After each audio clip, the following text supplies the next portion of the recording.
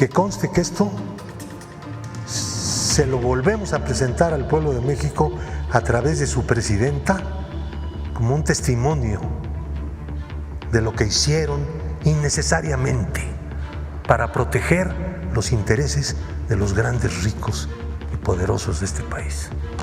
La presidenta de México, Claudia Sheinbaum, puso un alto a los privilegios de los banqueros en México. Esto lo tenían bien oculto, pero en un descuido la presidenta Claudia lo descubrió. Hoy informo que para el año 2026 los bancos ya no podrán deducir los impuestos que les correspondía pagar como parte del Fondo Bancario de Protección al Ahorro, FOBAPROA. Hoy anunció que se le pone fin a un privilegio que por décadas blindó a los bancos. A partir del próximo año, ya no podrán deducir impuestos por su parte del PIN-PANTI FOBAPROA. Claudia Sheinbaum explicó en su conferencia mañanera del 5 de septiembre que en la deuda del FOBAPROA, que ahora se llama IPAB, Instituto para la Protección al Ahorro Bancario, hay una pequeña aportación de los bancos. Aunque la mayoría de la deuda la paga el pueblo, esa pequeña parte de aportación de las entidades financieras estaba sujeta a deducciones de impuestos, pero ello ya no será posible según los cambios para el paquete económico 2026 que se van a detallar el próximo martes 9 de septiembre por el secretario de Hacienda, Edgar Amador. Luego de adelantar ese cambio que vendrá en la Ley de Ingresos 2026, Claudia Sheinbaum dijo que los dueños de bancos saben que esa era una de sus preocupaciones y espera que estén de acuerdo. Con esta decisión de la presidenta de México, se recuperarán 10,000 millones de pesos anuales que antes se iban al bolsillo de los banqueros. Es de recordar que el FOBAPROA fue la deuda privada que hicieron pública los gobiernos neoliberales. Ahora, los bancos pagarán completo, sin privilegios, como siempre lo ha hecho el pueblo de México. Cabe recordar que en meses pasados, Claudia Sheinbaum se lanzó en distintos momentos contra el expresidente Ernesto Zedillo y recordó su responsabilidad en el FOBAPROA al activarlo en 1998. ¿Les puedo adelantar algo ahorita? No me voy a aguantar. Algo que viene en el... Se los voy a adelantar. ¿Recuerdan el FOBAPROA? ¿Cómo olvidar? ¿Cómo? No, pero ese no, ¿verdad? Ese no va la canción. Bueno, ¿cómo se llama ahora? El IPAB, ¿no?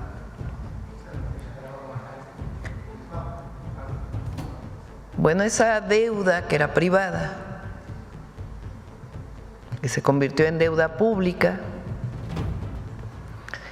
hay una parte pequeña que aportan los bancos. Pues no lo van a creer, se deduce de impuestos.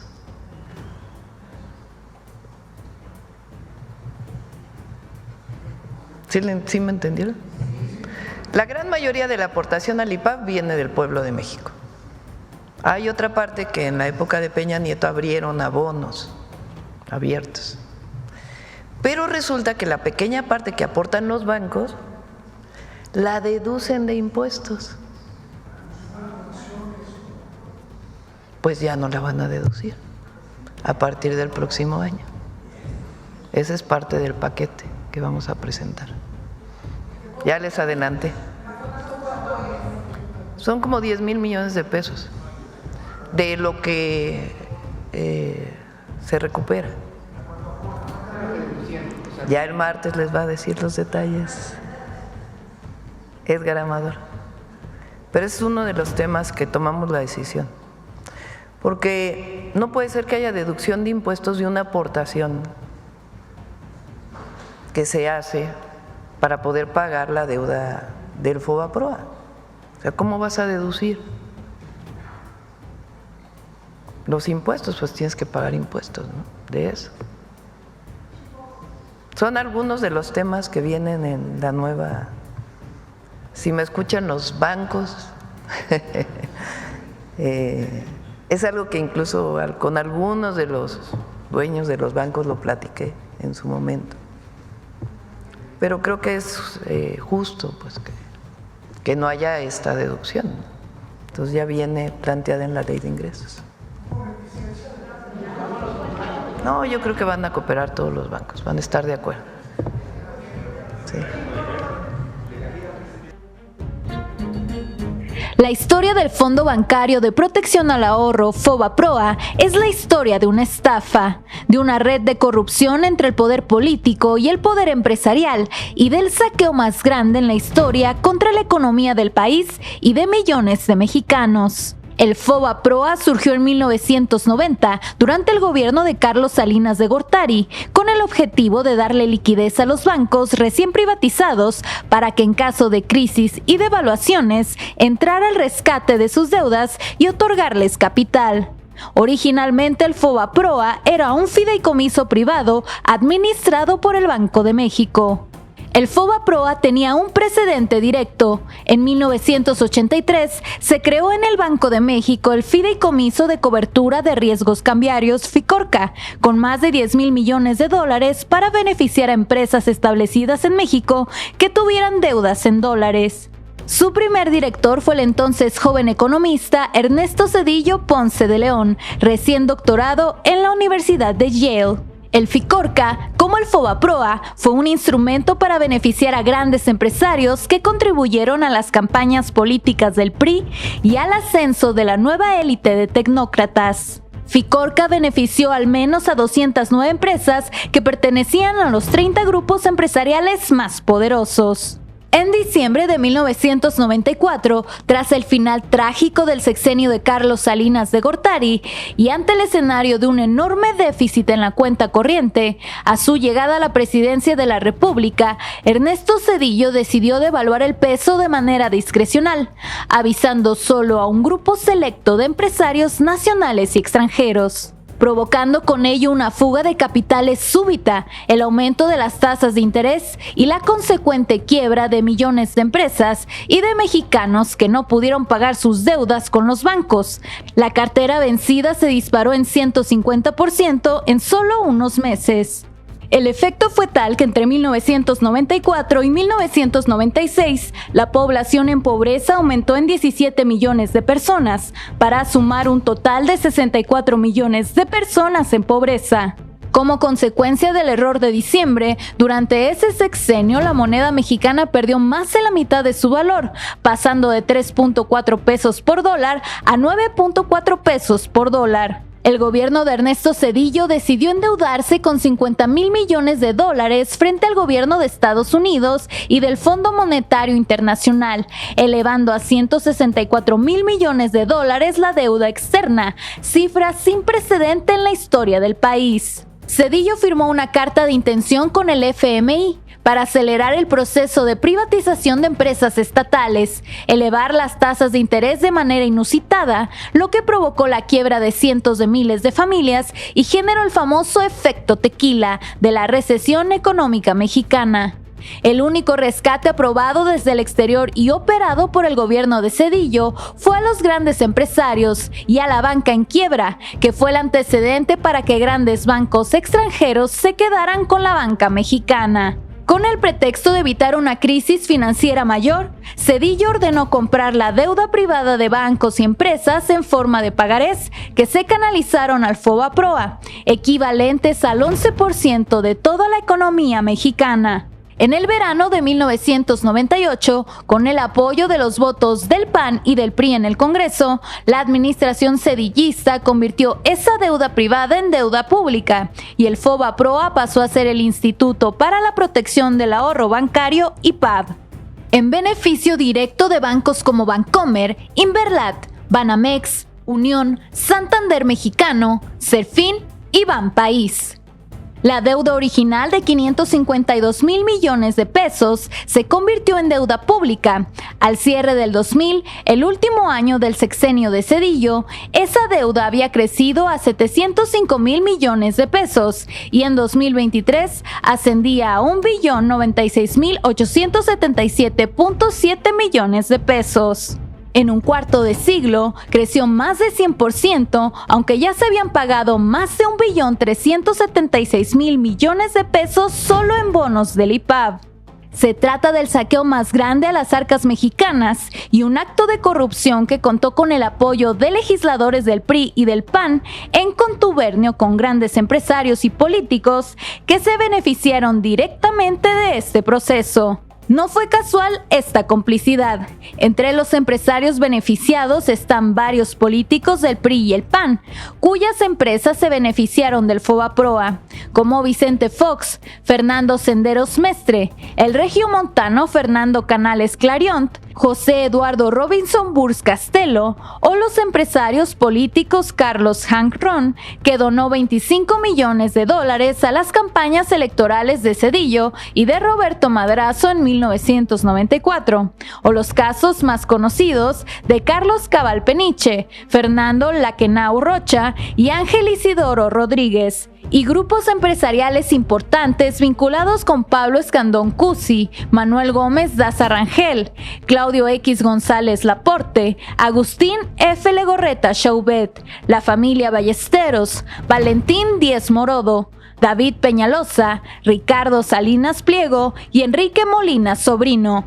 El FOBAPROA fue el modelo para otros rescates discrecionales, como el carretero de 1997, que costó más de 165,000 millones de pesos, o el rescate azucarero de 27 grandes ingenios por más de 30,000 millones de pesos. En 2005, la Comisión Investigadora del Senado de la República sobre el FOBAPROA y PAV consideró a este mecanismo como un despojo en el que se detectaron operaciones irregulares por montos millonarios, por las que se presentaron denuncias por defraudación fiscal, tráfico de influencias, uso indebido de atribuciones, conflicto de intereses, fraude corporativo, uso de información privilegiada, engaño y perjuicio a la nación.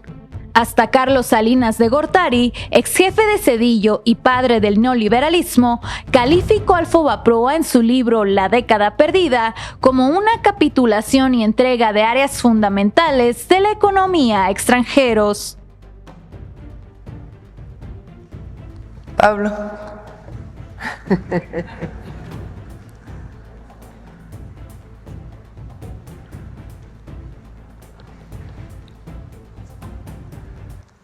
Muchas gracias, Presidenta. No se preocupen, no voy a leer esto. Lo que acabamos de ver es una buena exposición sintética de una tragedia que se pudo haber evitado con un poco de sentido de responsabilidad con el pueblo de México, con un poco de patriotismo y con mucho de valor y decisión a la altura de las circunstancias, que nada de eso predominó en el poder de entonces. La tendencia hacia la salida de capitales del país empezó a principios del año electoral, pero no se debió al hecho de que iba a haber elecciones, sino de la situación de la economía y de la política de Carlos Salinas de contener de manera artificial el tipo de cambio. Esto generaba un impulso hacia la salida de capitales de los dueños del dinero, que buscaban pues ciertas garantías del mantenimiento del poder adquisitivo de sus fondos. Esto fue advertido no solamente por economistas, sino también por uno que otro empresario. El gobierno consideraba que no debería actuar con fuerza frente a esta tendencia porque iba a haber elecciones. Ese era el argumento principal, que después de las elecciones ya se iba a componer todo. Después de las elecciones las cosas se empeoraron muchísimo más por la presión Durante esta época, este periodo, los bancos daban créditos quirografiarios, es decir, sin ningún respaldo, nada más con la pura firma del que recibía el crédito. Créditos millonarios, créditos a personas relacionadas con los bancos, es decir, accionistas, altos funcionarios de los bancos, parientes de los gerentes. Hicieron un reparto de créditos baratos por muchos millones de pesos. Esto está documentado. Ahora vamos a hablar de eso.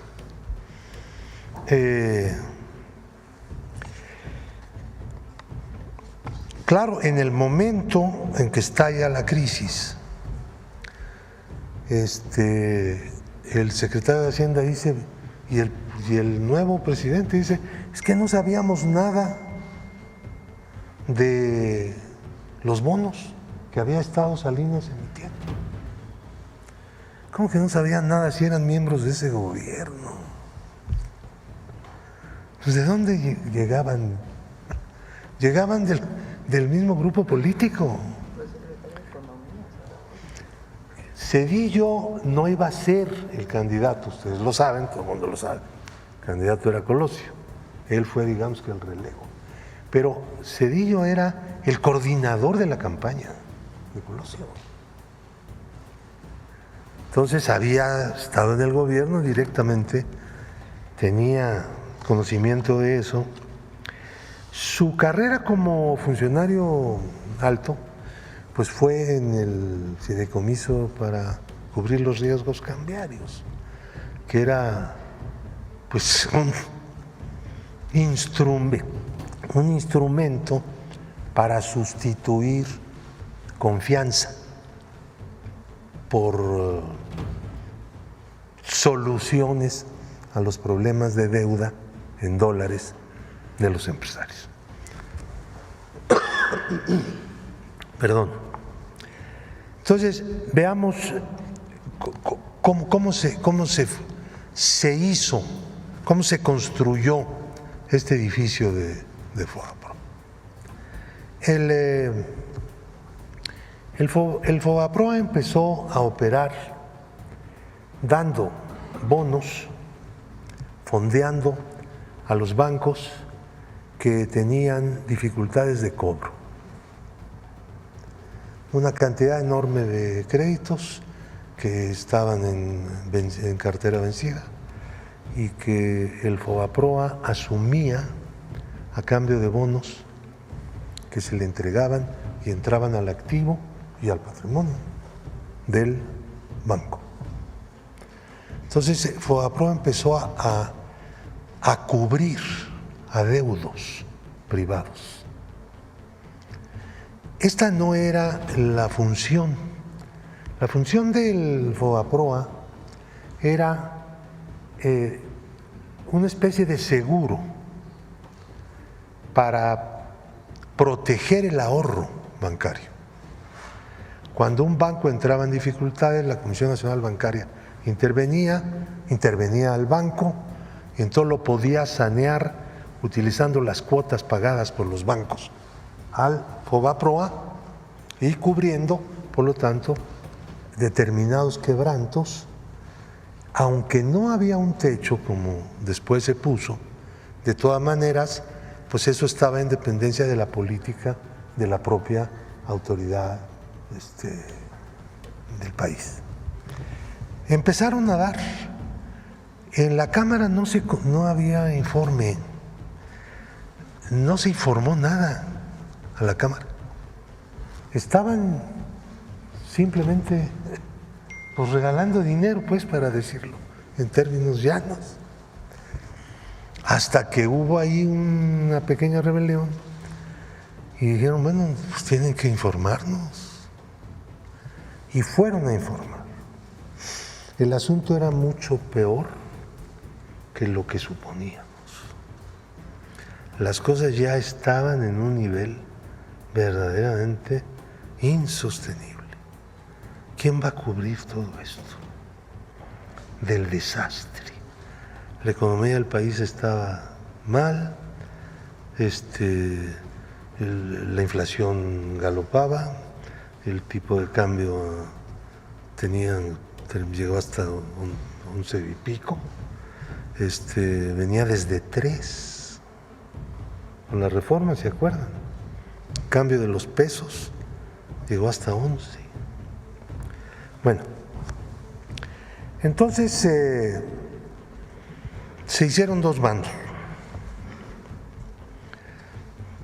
Hay en México y en la historia una tendencia a que haya dos bandos, por más que se hacen esfuerzos para que haya más bandos, ¿no? Hay países donde hay más. En México siempre hay la tendencia a que haya dos posiciones, dos bandos. Al principio no era así, aparentemente. La primera proposición era mantener la política que se había iniciado con el programa de rescate, cubrir sobre la base de unas reglas muy laxas los créditos que los deudores, los grandes deudores, no podían pagar. El programa para pequeños deudores era aparte.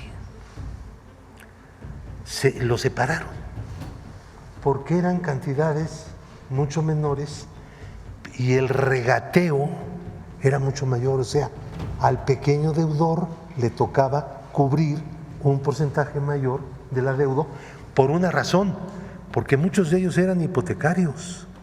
¿Y qué? Si no pagaban perdían la casa, entonces los podían extorsionar, vamos a decir, así.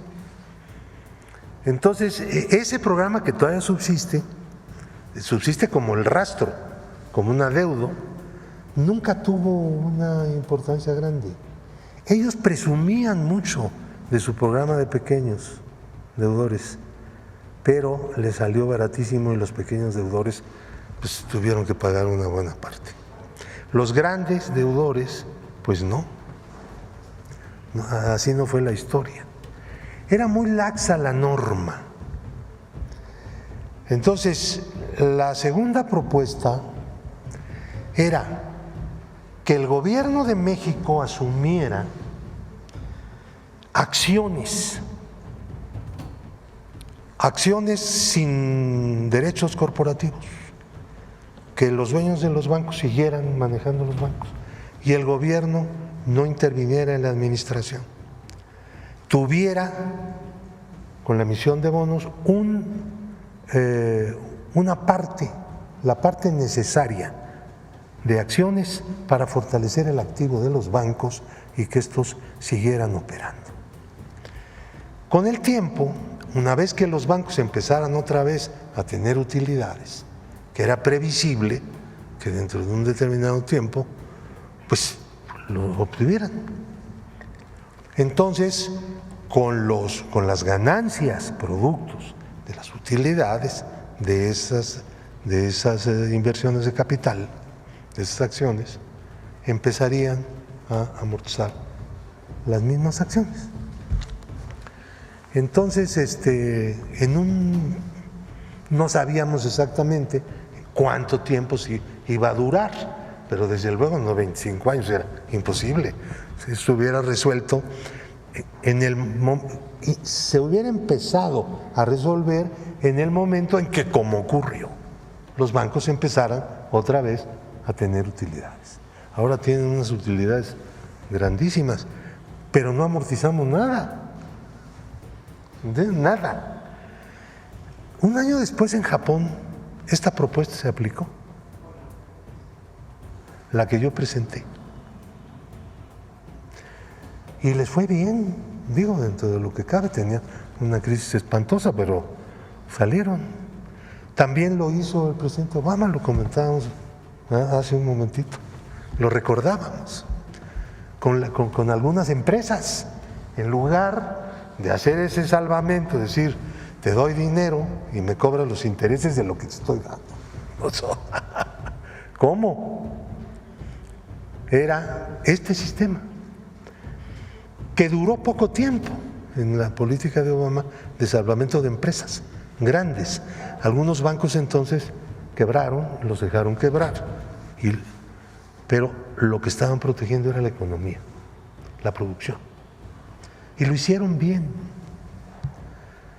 Bueno, del mundo entero, el que peor lo hizo fue México, que es una cosa muy fea. Porque ahí está la deuda. Dicen algunos políticos del viejo régimen, que la deuda de un país no se paga nunca. ¿Cuál es el problema? ¿Cierto? No se trata de eso, no se paga nunca. ¿Saben por qué? Porque se paga todos los días. Porque nadie se hace pobre por deber, se hace pobre por tener que pagar los intereses de lo que debe.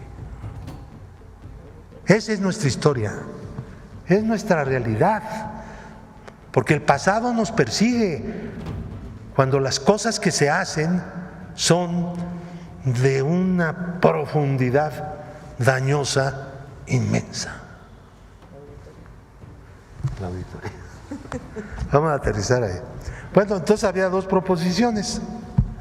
La proposición que ganó, el PAN estaba ahí nadando y finalmente pues, no era cierto. Estaba en la misma propuesta. Reconocer la deuda de FOBAPROA. Y la nuestra, en esa época, el presidente del PRD era Andrés Manuel, justamente. Yo la presenté y dije, bueno, esto que acabo de explicar. Es importantísimo tener presente que había dos propuestas, que no era fatal reconocer la deuda. El Congreso tiene la facultad de reconocer la deuda, pero las deudas no se pueden contraer si no son para inversiones que generen ingresos. Eso dice la Constitución. ¿Sí? Aceptar la deuda era inconstitucional. Bueno, dice Zedillo que se auditó el FOBAPROA y que se entregaron los resultados en su momento. Miente feo. Miente feo. ¿Eh? Hay varias formas de mentir. Miente feo. Aquí está el que no quisieron entregar. Entregaron en la Cámara un disco encriptado. Tenía 5 llaves. 5 llaves. Larguísimas. Aquí están los 5 passwords. Entonces, le dieron una al PRD, otra al Verde, otra al PT, otra al PRI y otra al PAN. Para poder desencriptar había que tener las 5. Nosotros, después de una acción política, tomando en cuenta que los candidatos, tanto del PRI como del PAN, pues tenían que dar respuesta a la exigencia de que dónde está la llave del disco, ¿no? Pues sí. Hablando de INAI. Sí. Entonces, Cuauhtémoc inmediatamente intervino y dijo, a ver, mi aliado que tengo ahí, que era el PT, pues se suelta y además ellos estaban de acuerdo, no había que presionarlos. Los del PAN dieron una llave que no era Fauci Handam. Ese es bueno para esas cosas, ¿no? La entregó, pero era falsa. Entonces se generó un conflicto interno en el PAN, diciendo, pero ¿qué les pasa? Estamos en vísperas de una elección y ustedes jugando con esto. Entonces entregaron la llave. Entonces ya teníamos 4 llaves, pero imposible de abrir. Hacíamos cuentas y nos tardamos un año con las máquinas que teníamos. Entonces le pedimos ayuda a un científico bueno para estas cosas. Y empezó a trabajar y avanzó algo en la descriptación o desencriptación. Pero de repente dijo, oye, yo ya no puedo trabajar más, porque tengo muchas cosas y ya me tengo que detener. Entonces el jefe, el ciberjefe que teníamos en el grupo parlamentario, Hilario Juárez, se puso a trabajar a partir de lo que su amigo, ese científico, son egresados de la Facultad de Ciencias, son físicos. Y se tardó también un poco, y trabajaba. Y un día, ¡wow!, apareció lo que estaba encriptado, apareció el reporte de la auditoría con los créditos que consideraban pues crimen, delito. Lo subimos a la página, ¿no?, para que cualquiera lo pudiera consultar. Este documento fue público. Estuvo en la página de la Cámara meses. Cuando vino el cambio ahí de presidencia, llegó una priista a ser presidenta de la Cámara, ordenó que quitaran eso, por favor. ¿Qué es eso? Tener ahí como trofeo este documento que se negaban a entregar, a abrir. Tiene aviso de confidencialidad. Este disco CD-ROM contiene la lista completa de las operaciones reportables identificadas durante la ejecución del programa para la evaluación integral de las operaciones del Fondo Bancario de Protección del Ahorro y en el saneamiento de las instituciones financieras de México. Acércate al micrófono. Perdón. Súbele. Perdón. Entonces dice, al momento en que usted tenga acceso a la información confidencial, lo que leías cuando desencriptabas, ¿no? Pero ya llevábamos meses en esto. Y se negaban a entregar. Dice, mediante el uso de las claves o contraseñas contenidas en los sobres adjuntos, se obliga a, 1, preservar la confidencialidad de la información confidencial. Vaya. 2, utilizar la información confidencial exclusivamente para los fines previstos en los artículos 5 y 7 transitorios de la Ley de Protección al Ahorro Bancario, que ya se habían adelantado protegiendo esto, ¿no? Y abstenerse de divulgar por cualquier medio la información confidencial. En caso de que la información confidencial llegara a estar en el dominio público, las instituciones de crédito y sus clientes podrían sufrir daños irreparables. ¿Cuáles? Que los metieran a la cárcel. No los iban a meter a la cárcel, ya estaba todo planchado. Como no los metieron, ahí traigo otro documento. Si llegara a divulgarse por cualquier medio la información confidencial, podrían verse afectadas ciertas investigaciones de carácter administrativo y judicial. Al contrario, esta era la presión para el MP, pero no funcionó. Ellos tenían el MP. Michael McKay, o McKay, como quieran, no acepta responsabilidad alguna por cualquier daño o prejuicio causado a terceros como consecuencia del uso o revelación indebida de la información confidencial. Y aquí está la lista. Bueno, quiero decirles que esto que no querían entregar, en efecto no es una cantidad muy grande, pero sí más o menos pesada. El problema es que esto violaba la regla laxa de ellos mismos. No obstante lo cual, cubrieron estos créditos. La regla de ellos era impresionantemente favorable para los grandes deudores, los empresarios y todo eso, especuladores. Esto estaba fuera de ellos y nunca pudieron explicar por qué Fobaproa en su comité que tenían aprobó esto. Nunca. No dieron la menor explicación. Saben que esto no iba a ser conocido nunca con el sistema del encriptamiento con 5 llaves, ¿no? Con el PRI que dijera no. Yo le mandé decir a la Bastida en aquel entonces, a través de una persona que trabajaba con él y que en algún momento trabajó conmigo en el PSUM, que nos diera la clave, la llave,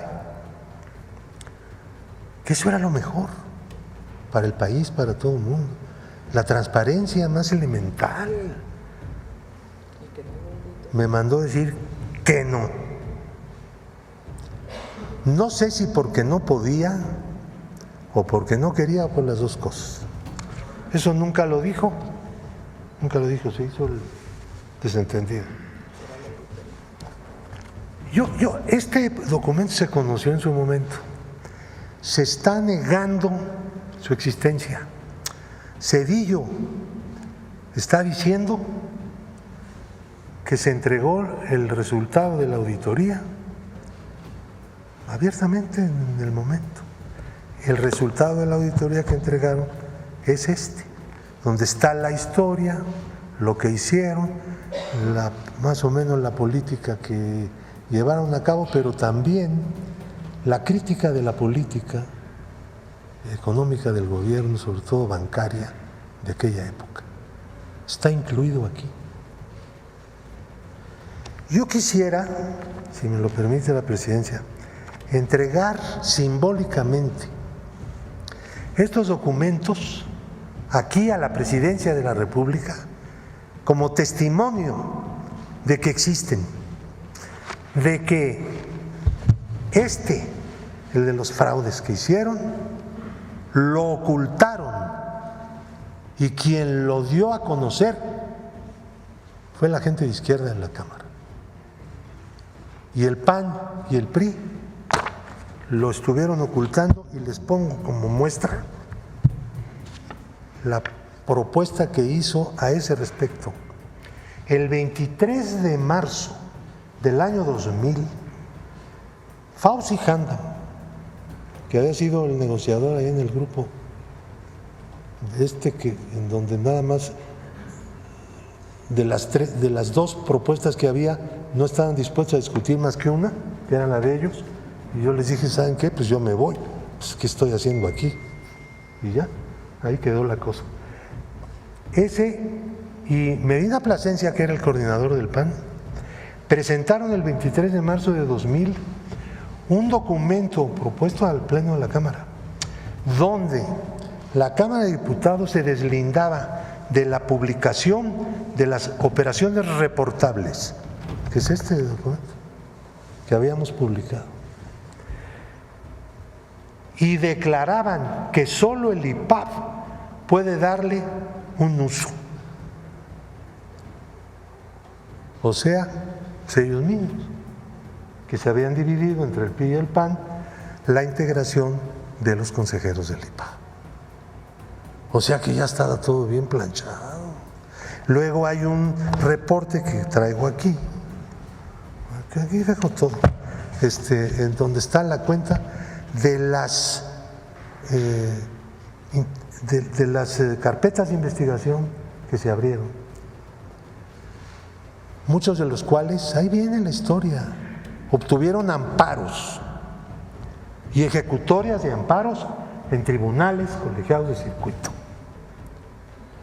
Otros desistimientos de la acción penal, declarando el Ministerio Público que la conducta que se les había atribuido no era delito.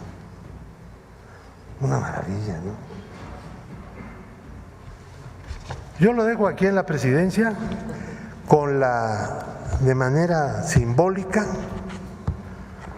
para desmentir que la adhesión del gobierno de Zedillo era que la auditoría fuera transparente. No, la decisión fue que no lo fuera. Y la complicidad del PAN no solamente en la votación que se hizo para reconocer la deuda gigantesca, sino también para desconocer el contenido de este documento que no habían querido que fuera público. Y ahora no sé qué es lo que van a decir, pero como de simbolismo también está hecha la lucha política, que conste que esto se lo volvemos a presentar al pueblo de México a través de su presidenta como un testimonio de lo que hicieron innecesariamente para proteger los intereses de los grandes ricos y poderosos de este país. Gracias. Aquí lo vemos. Ya lo haremos público. Espérenme nada más. Espérense tanto. Vamos a poner una encuesta. Digo nada más para que se hizo en septiembre del 2024. Digo, para ver a quién escogieron como vocero la oposición, ¿no? Porque ahora su vocero resulta que es Zedillo. Pues miren nada más el vocero que escogieron. La encuestadora Encol preguntó el 24 de septiembre del 2024, de los siguientes personajes que le voy a mencionar, dígame por favor para usted quién ha sido el mejor presidente. 68% Andrés Manuel López Obrador, 6% Vicente Fox Quesada, 5% Enrique Peña Nieto, 4% Felipe Calderón Hinojosa. No, ya estar más abajo que Calderón está difícil. 4% Ernesto Zedillo. 3%, 4% Felipe Calderón Hinojosa. 3%, gracias por la corrección, Ernesto Zedillo Ponce de León. Le ganó ninguno. Salinas no lo pusieron, yo creo. Pero bueno, de todos esos se escogieron al que la gente recuerda como uno de los peores presidentes.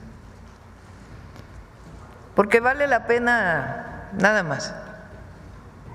Porque no sé si se han dado cuenta de que ahora todos hablan de lo mismo y reconocen a Zedillo. Y es importante, repito, para los jóvenes, porque para los que estamos más grandes nos acordamos de aquel terrible sexenio, por supuesto de la noche neoliberal, pero de aquel terrible sexenio que le causó tanto dolor a millones de familias, que de la noche a la mañana pasaron sus deudas de poquito que debían al triple, al cuádruple, al quíntuple, por el incremento en las tasas de interés, deudas impagables para quien compró su casa con crédito, para quien pidió un pequeño préstamo para su negocio. A ellos no se les rescató. A ellos se les trató aparte y perdieron todo. Como bien decía uno de sus compañeros, hubo gente que se suicidó en aquella época por lo terrible que significaba de la noche a la mañana deber tanto dinero. Sin embargo, los grandotes, los bancos, grandes empresarios, todos recibieron sin ningún problema, de la noche a la mañana desaparecieron sus deudas. Deudas privadas convertidas en deuda pública. Como bien dice Pablo, cuando viene la crisis del 94, cuando entra Zedillo, Se ha escrito mucho sobre esto, el propio presidente López Obrador tiene un libro del Fobaproa, donde vienen muchos nombres y cómo se dio esta situación. Muchos han escrito sobre esto. Algunas gentes, la mayoría cercanos a nuestro movimiento y otros nada cercanos, que han escrito sobre esto. Entonces el Fobaproa se empieza a usar para rescatar a los grandes, que antes era un fideicomiso privado, y de pronto convierten todo eso privado, deudas privadas, en una deuda de todos los mexicanos, que a la fecha seguimos pagando. A ver si nos da Edgar la deuda ahora del IPAVA. ¿Y cuánto se ha pagado? Que es más de $1 billón. Pero espérenme. ¿Perdón? ¿Las denuncias todavía? Hay que revisar eso con el fiscal, pero ya fue hace bastante tiempo, y además desde entonces a muchos de ellos pues se cerraron los casos. Ahora, ¿por qué es importante? Ustedes digan, bueno, fue una mala decisión, como bien dice Pablo, no era la única propuesta, y muchos otros países que tuvieron situaciones como estas optaron por opciones distintas para rescatar la economía. Fue discrecional a quién apoyaban y a quién no. Eso lo dice la propia Auditoría Superior de la Federación en el 98. No solamente fue una mala decisión, sino que además a quienes rescataban era absolutamente discrecional. Vicente Fox, el siguiente presidente de México, se benefició del Fobaproa a sus empresas, como muchos otros políticos. ¿De quién dependía? Pues de decisiones discrecionales, este sí, este no. Algunos que ni debían también se les pagó. ¿Hubo transparencia? No. Ahora, sobre lo que dice Zedillo, bueno, es que ni vale la pena. ¿Qué es autoritarismo que el pueblo de México elija al Poder Judicial? Bueno, se cae por sí solo el argumento. ¿Cómo que cuando elige el pueblo es autoritario? Y cuando eligió él, porque recuerden que él cuando llega se quiere diferenciar de lo anterior y quita a todos los de la Suprema Corte. Votan el PRI y el PAN juntos. A todos los quita, cambia la Constitución y elige a 11, ¿no? ¿Quiénes estaban ahí? ¿Quién los eligió? Él. Él los decidió, porque él los propuso al Senado y el Senado los votó. Entonces, ¿cómo eso no es autoritarismo? Y que elige el pueblo la Corte es autoritario. ¿Cómo eso es destruir la democracia? Ahora sí que alguien me explique. ¿Cómo es que cuando decide el pueblo es autoritario y cuando decide uno solo es democracia? ¿Quién decidió quién se beneficiaba del Fobaproa? Él y los suyos. En todo lo demás hay transparencia, pero además pues hay nomás las comparaciones y el reconocimiento del pueblo de México. Bueno, ahora sí vamos a las preguntas del tema. Vamos a ver. Por acá primero.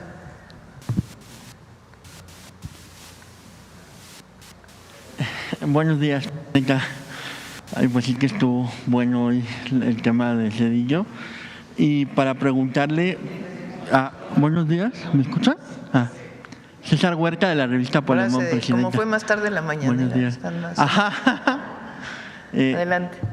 Después de todo este enorme recuento que se hizo en la mañanera, yo también estuve investigando en estos días y me sorprendió mucho que los mexicanos seguimos pues pagando este quebranto de más de 1.800.000 millones de pesos, en el que cada año en promedio pagamos 60,000 millones de pesos, Presidenta, y pues como se ha visto aquí… ¿Qué pasó el dato, Edgar? El creador de este saqueo pues fue sin duda Ernesto Zedillo. Presidenta, la gente pues en las redes se pregunta si todavía puede ser castigado Ernesto Zedillo penalmente por esto, si es viable, o si con lo que pasó de la consulta del juicio a los expresidentes pues ya se cerró el tema y va a seguir impune Zedillo. Y también No es tanto un tema penal, es un tema de qué opina el pueblo de México y que se conozca lo que ocurrió. ¿Qué ocurrió en aquella época y cómo es posible que un expresidente que hizo este desfalco a la nación, que se caracterizó por la represión, que como dice la Bastida, candidato, también beneficiado por el FOBAPROA, por cierto, candidato del PRI en el 2000, en sus propias memorias, Zedillo entregó la presidencia al PAN por una solicitud que le hizo el gobierno de Estados Unidos cuando le presta 50,000 millones de dólares. Dicho por la Bastida. Entonces, ahora resulta, porque como no tienen voceros, pues se van a buscar uno que supuestamente tenga credibilidad. Bueno, ¿cuál credibilidad puede tener un expresidente que vendió el ferrocarril y después se fue a trabajar a la empresa donde la vendió, a quien le vendió? Eso se llama aquí en China conflicto de interés. Claro, quien tiene hoy 20 años, 22, 30 pues, porque era muy jovencito, a lo mejor no se acuerda de aquella época. Entonces es muy importante recordarle a las y a los jóvenes lo que vivimos en aquel periodo y cómo al que se reconoce como el de la gran transición a la democracia, pues en realidad ya había un acuerdo desde la época de Salinas entre el PRI y el PAN. Desde entonces les llamábamos el PRIAN, nada más que se quitaron la máscara hasta el 2021, pero representan los mismos intereses, el mismo modelo y la misma corrupción. Entonces, por eso es importante que ustedes nos ayuden, que nos ayuden todos aquellos que, a ver quién perdió su casa, quién perdió su negocio, que diga, es cierto, qué fue lo que le pasó, su historia. Porque no es necesariamente algo penal, ya pasó tantos años, pero sí que se recuerde, porque quien olvida su historia puede cometer los mismos errores hacia el futuro. Presidenta, y con respecto a estos intereses que seguimos pagando y que esta deuda parece que es eterna, ¿hay posibilidad de que se pueda renegociar? ¿A quiénes les seguimos pagando pues este dinero? Es complejo. Si quieren, invitamos al secretario de Hacienda y para que nos platique por qué se tiene que seguir pagando esta deuda, qué significa, porque no es tan sencillo, ¿no? Dejar de pagar una deuda tiene sus implicaciones. Entonces, pero es importante que también se explique por qué impactos tuvo en la economía, qué impactos tiene y por qué se tiene que seguir pagando, ¿no? Es importante. Buen día, Presidenta. Manuel Pedrero, de los Reporteros MX. Regresando un poco a Ernesto Zedillo, qué alegría saber que don Pablo Gómez muestra estos documentos que se consideraban confidenciales y que el PRI trató de ocultar, al igual que Ernesto Zedillo. Él acaba de decirnos que pues negaban la existencia de estos documentos que comprueban el FOBAPROA. No es lo único que niegan, también niegan la existencia de esto. Estos cassettes, Presidenta, el día de ayer, nuestro medio de comunicación, los Reporteros MX, publicamos apenas uno de 11 cassettes que eventualmente vamos a presentar, que pertenecen al general Jesús Gutiérrez Rebollo, que falleció en 2013. Jesús Gutiérrez Rebollo, entre otras cosas, fue el zarandí del país y tuvo la encomienda de Ernesto Zedillo de investigar a todos y cada uno de los políticos que se encontraran involucrados con el narcotráfico. Gutiérrez Rebollo tuvo las facultades del Estado mexicano y tuvo investigaciones ministeriales para interceptar llamadas telefónicas entre los cárteles de la droga y aquellos que fueran responsables. Esto no es si es real o no, sí existió y están en los expedientes judiciales, que también debe de decir que están en nuestro poder, en donde se comprueban que hubieron llamadas telefónicas en donde se involucra a Nilda Patricia Velasco de Zedillo, la esposa de Ernesto Zedillo Ponce de León, sosteniendo conversaciones con los líderes del cártel de Colima. Hay que recordar que ella es justamente de Colima. ¿Quiénes eran los líderes de este cártel de la droga? Adán Amezcua Contreras, Jesús Amezcua Contreras, y en esos entonces eran considerados los reyes de las metanfetaminas, de las pastillas. En estas conversaciones, Nilda Patricia Velasco habla en clave y se refiere, entre otras cosas, a la creación de narcolaboratorios. Por ejemplo, en estas conversaciones que ya están públicas en redes sociales, se le escucha diciendo restaurante, haciendo referencia a un laboratorio, mesero, haciendo referencia a un distribuidor de drogas, papeles, haciendo referencia a dinero. Estas llamadas que interceptó Gutiérrez Rebollo la puso en su momento a disposición de sus superiores. De estos cassettes, Presidenta, antes existían 4 copias. De los 11 multiplicados por 4 habían 4 copias. Uno los tuvo la Presidencia de la República de Ernesto Zedillo, otro el Ejército Mexicano y eventualmente otro la Procuraduría General de la República. Cuando se presentaron, ¿sabe qué pasó? Desaparecieron. Los creyeron destruidos. Gutiérrez Rebollo le dio estos cassettes, esta última 4ª copia, a su hermano y le pidió que si algo le pasase al general Rebollo, se los diera a su hijo. Terminamos haciéndonos del poder de estos cassettes, que debo de decir que ya se encuentran totalmente digitalizados, que están dentro del expediente. No es una situación de si son veraces o no, están dentro del expediente judicial, certificados dentro del propio Estado mexicano. A Gutiérrez Rebollo le inventaron que fue protector de Amado Carrillo Fuentes. Cabe destacar que la única vez que Amado Carrillo Fuentes fue detenido en este país fue por Gutiérrez Rebollo, incluso mucho antes de que Amado fuese conocido como el Señor de los Cielos. Cuando fue detenido Carrillo Fuentes, 5 gobernadores de ese entonces llamaron al general Rebollo para preguntarle si tenía detenido a Amado Carrillo y si lo podía liberar. El personaje que fue el encargado de llevárselo a las autoridades competentes fue Javier Cuello Trejo.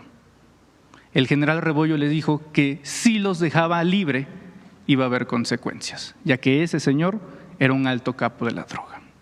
Ernesto Zedillo se ensañó con el general Rebollo y secuestró la noche del arresto del general Rebollo a sus familiares, a su esposa, a sus hijos menores de edad. En distintos puntos de la República fueron secuestrados, desnudados y torturados para que declararan en contra de su padre.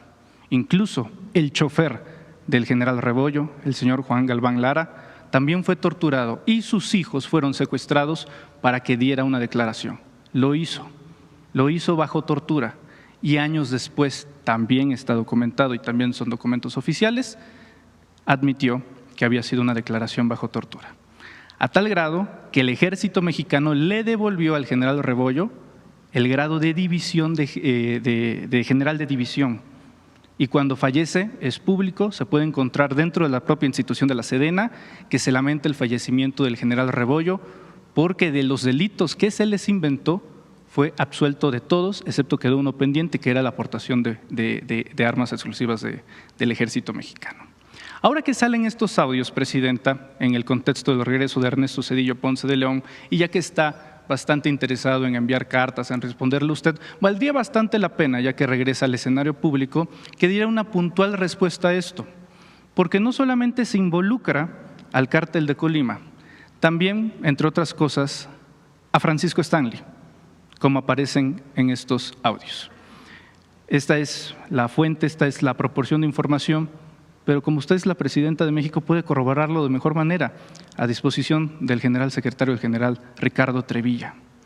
Mi pregunta, presidenta, es, aprovechando que acaba de mencionar que esto lo debe de conocer el pueblo de México, bueno, no solamente lo debe de conocer el pueblo de México, también preguntarles la opinión al pueblo de México, sí, pero también a la presidenta de la República, ya que hoy la investidura que usted porta también la tuvo Ernesto Zedillo.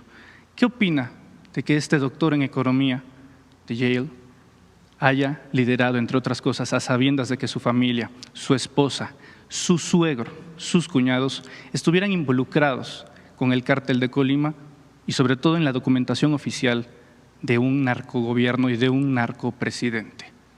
Presidenta. Pues ya lo dijiste tú, no se necesita. Pero valdría la pena mucho una más. Respuesta de la Pues presidenta. tiene que investigarse todo esto que se hizo público ahora. Es importante que se investigue. Porque, repito, hay mucha hipocresía en el conservadurismo. Mucha. Y es importante que se conozca toda esta información y que se investigue. Gracias. Adelante. Vamos para acá. Muchas gracias, presidenta. Luis Fernando Salas, de Astillora Informa. Regresando un poco al tema Zedillo, la última vez que habló acerca del FOBAPROA, el expresidente le envió una segunda carta pública a usted y en un párrafo de la carta dice: la presidenta insiste, y está en su derecho, en el tema del rescate bancario que formó parte de la respuesta a la crisis financiera que tuvo que enfrentar mi gobierno. Que lo haga, pero sin incurrir en falsedades ni calumnias. También pudiera ocuparse en pensar qué haría ella de enfrentar el riesgo de quiebra del sistema bancario y con ello de la economía del país. No, nunca cometería actos de corrupción, número uno. Y número dos, pensaría primero en los de abajo. Sí, esa es la diferencia. Sí, justamente. No se rescató nunca a los pequeños deudores. Y hay muchos ejemplos en el mundo, como bien menciona Pablo, de otras formas en que se rescató a los bancos. Bueno, una de las últimas fue el propio presidente Obama, que lo que hizo fue quedarse con parte de los bancos del gobierno y después venderlos, entre muchas otras opciones. Como bien dice Pablo, en aquella época había otras opciones que nunca se quisieron discutir con el presidente de la República. Él tomó sus decisiones